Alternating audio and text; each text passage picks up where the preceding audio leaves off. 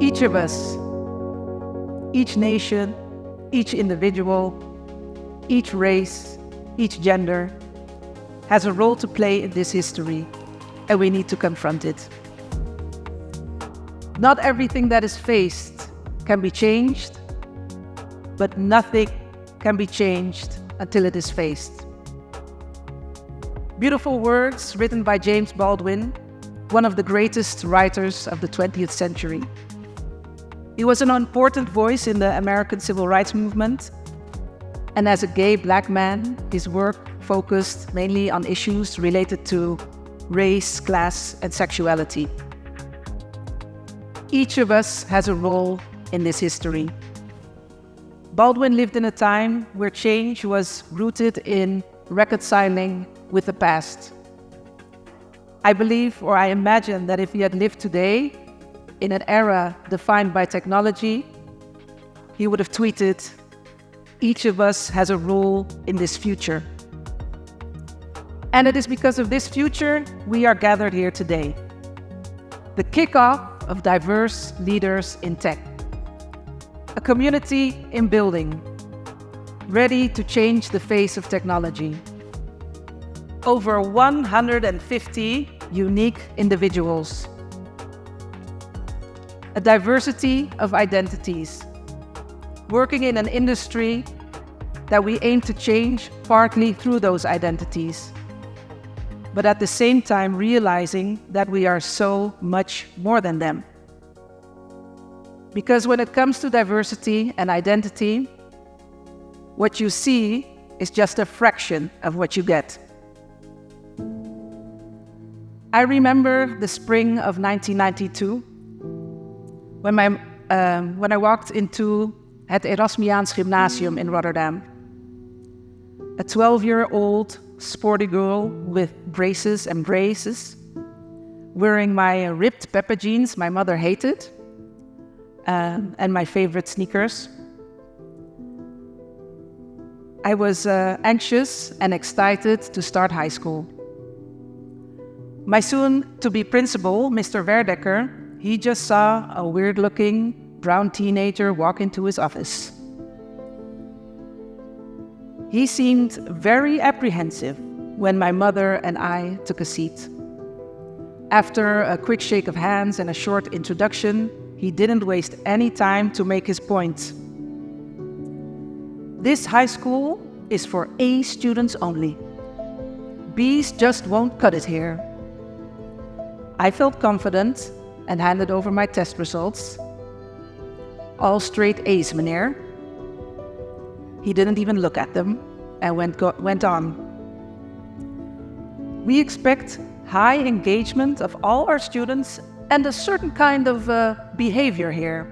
This is not your average grammar school. Do you know anyone that attends us, Ingrid? I didn't. But my mom, an eccentric power lady, originally from Suriname, who is professionally skilled in dealing with people who underestimate her or any of her loved ones.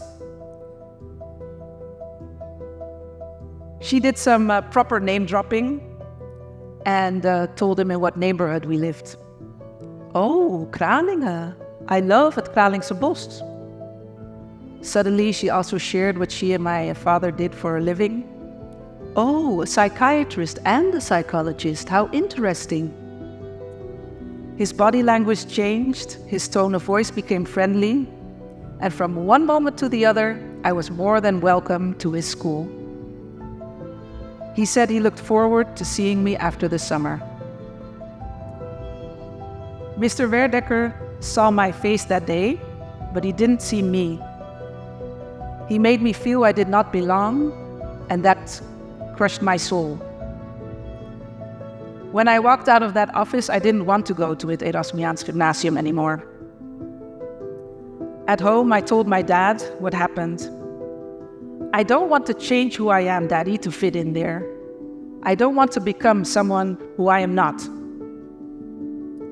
My father, a contemporary of James Baldwin, an intellectual with a poetic streak, a dark-skinned Bajan American forensic psychiatrist who spoke Dutch with a German accent because he also studied in Heidelberg. A very sweet and wise man.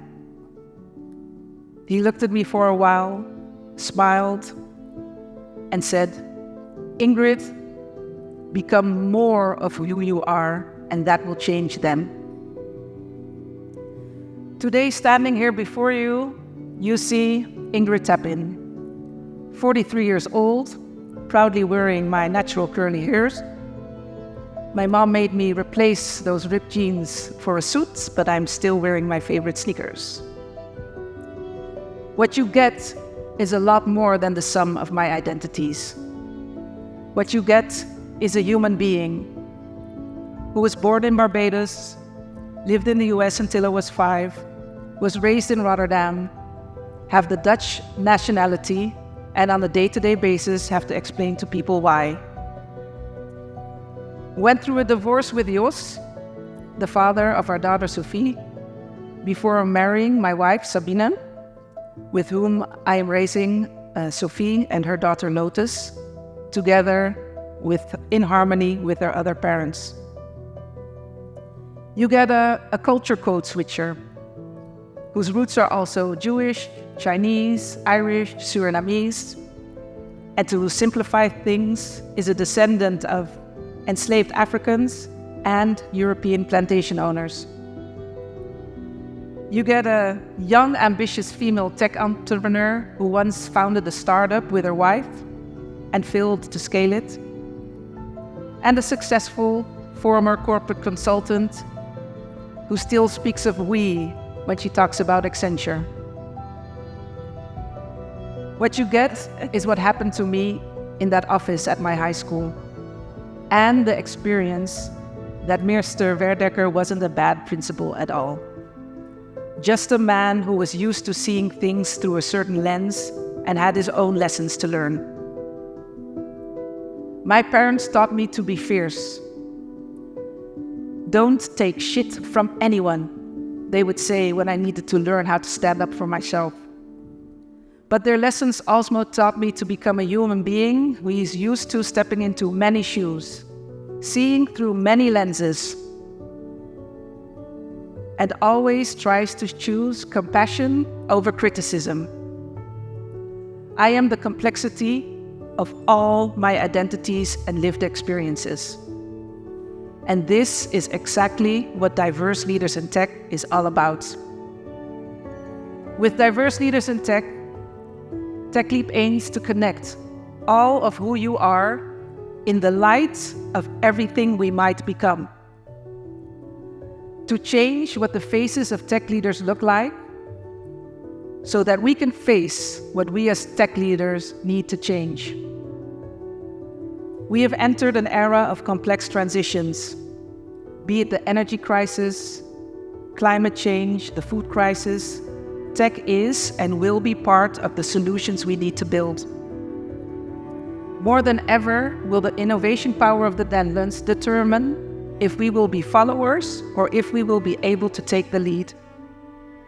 The future no longer waits. We need the power of innovation. And that means we need to eliminate groupthink. To innovate, you need fresh new ideas. We can't all be looking through the same lens.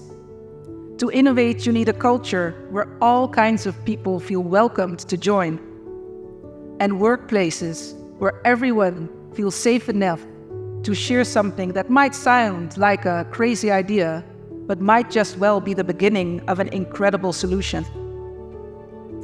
To innovate, we need every bright mind we have, every unique perspective we can find, and every new idea that's waiting to be heard.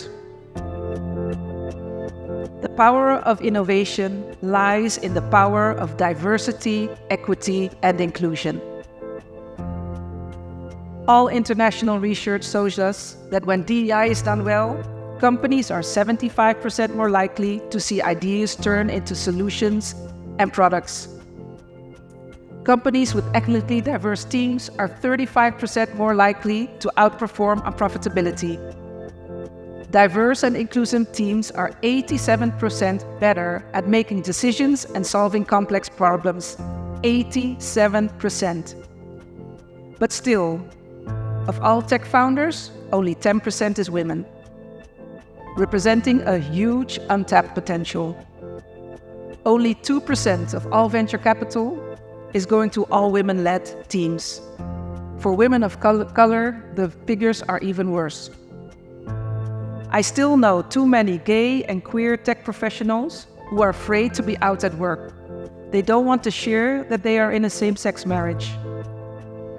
While it's proven that these feelings of unsafety reduce their capacity to do their best work, still, every day, Black and brown people, women, men, non-binary people, transgender people, your co-worker with a disability or who is neurodivergent, they are experiencing discrimination and microaggressions on a day-to-day basis in the workplace.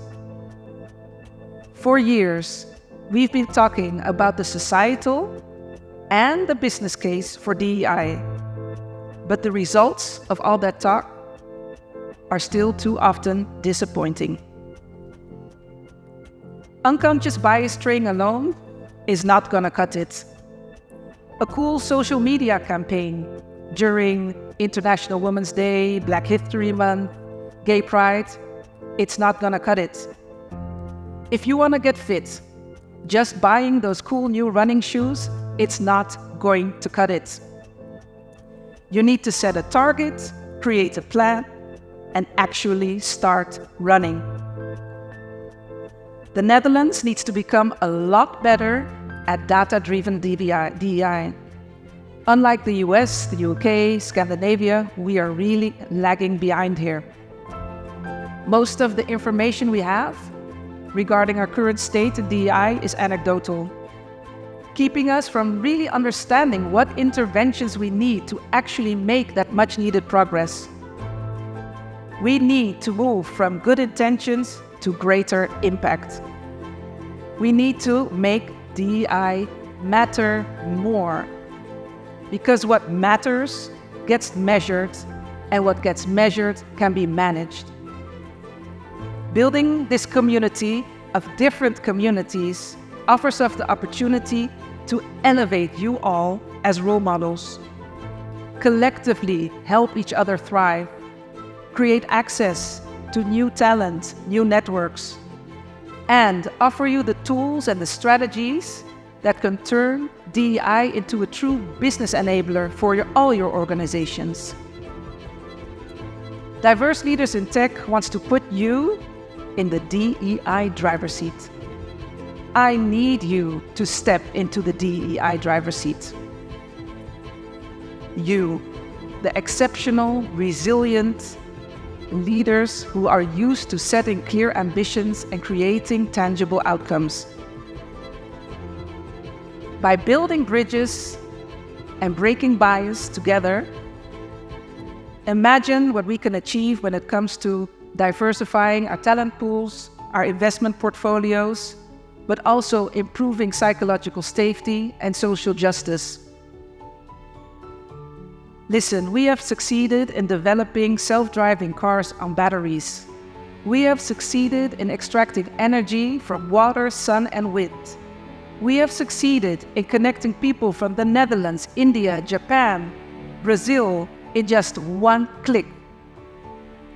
A small team of tech leapers gathered 150 diverse leaders in tech in less than 7 weeks. Imagine, just imagine for one moment what all of us can accomplish in 7 years. When we connect every bright mind we have, create a safe place for every unique perspective we can find, and finally, equal opportunity for every great idea out there that needs to be heard, we can make the unthinkable possible. Stories move and data proves. So my appeal to you today is to share your stories and your experiences and build upon data. A magnificent team of tech leapers and our fabulous partners as Mischief Makers have designed 10 workshops in which we are going to co-create our very first Diverse Leaders in Tech manifesto today.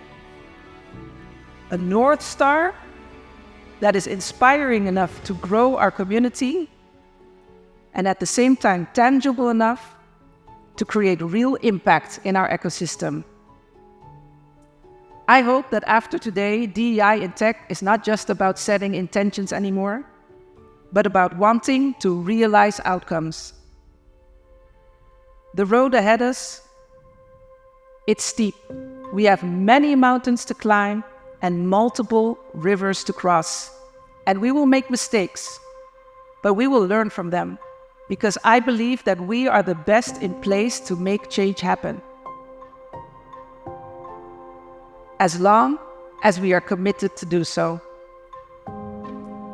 My high school years were confronting, challenging, but also some of the best years out of my life. From an outlier, I transformed into an insider in every subculture we had in school. My friends were Turkish, Chinese, Surinamese, skaters, hip-hoppers, and Kralingse kakkers. Unconsciously, I made it my mission to help everybody see each other. And in my final year, I organized the graduation trip. Traditionally a privilege only for the white rich kids. But I found a way, and since 1998, it is a tradition. Everyone in the 6th grade is welcome and able to join. Het Erasmiaans Gymnasium was named het zwartste gymnasium van Nederland when I left. And it still is, most culturally diverse grammar school in the Netherlands. Mr. Werdecker was extremely proud when he read that in the newspaper. Each of us, each nation, each individual, each race, each gender has a role to play in our future. Let's make change happen together.